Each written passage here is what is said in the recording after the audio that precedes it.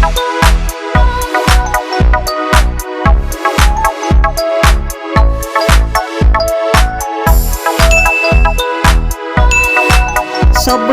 nagandahan po ako sa sa bulaklak ng ating euphorbia, kaya iningatan ko to guys. Ito po bigay po sa atin ng ating kaibigan. Hello everyone, ito po si Ching ng Succulent Davao and welcome sa ating YouTube channel.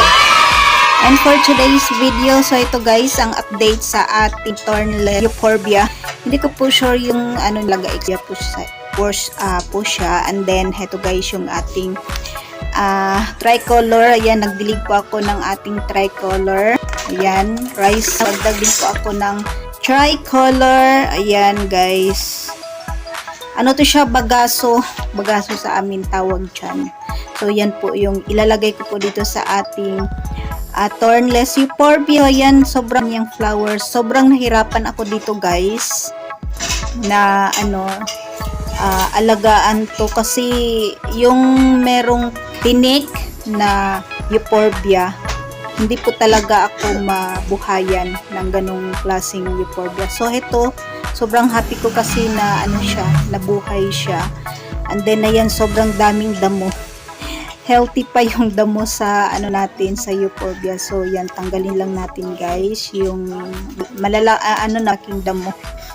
Ayan, and then mamaya ay lalagyan ko to ng yung bagaso. Ayan, and then ayan, at ang dami niyang flowers. Ayan, sobrang nagandis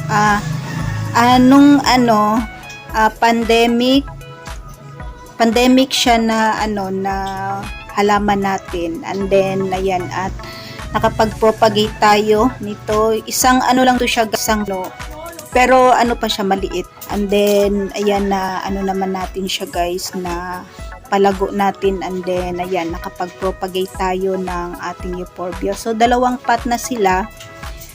And then yung ibang po nito propagation ay naibigay ko na po sa ating mga kaibigan. So ayan, sobrang ganda ng kanyang flowers. And then yung flowers niya guys ay matagal pong malanta. So ayan, at sobrang nagandahan ako dito guys, kaya ayan, pinarami natin siya dito sa ating munting garden. At maglalagay lang tayo ng bagaso. Ayan, di ko po alam yung tawag dito sa Tagalog, pero sa amin po ay bagaso po siya guys. And then mamaya ay didiligan din po natin yung ating halaman ng rice milk. So heto ay nilagay ko po sa full sun, kasi gusto po ng ating euphorbia ng full sun. Ayan, at maganda naman po at healthy po yung ating euphorbia. So yan guys, update sa ating euphorbia, kasi ko na to, napakita ko na po ito sa inyo. So update lang po natin siya.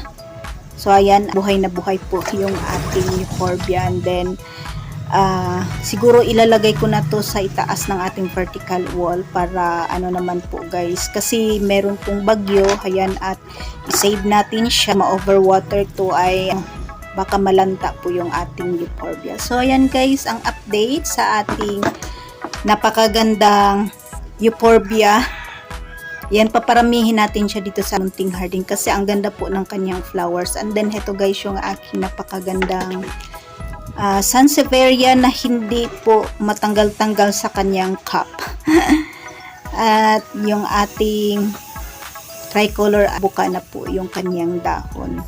So yan guys, at mag-ingat po tayo dahil meron pong bagyo dito sa ating location. So ingat-ingat po tayo guys, huwag muna tayong lumabas. Ayan, at maraming salamat po sa inyong patuloy na suporta dito sa ating YouTube channel. Thanks for watching!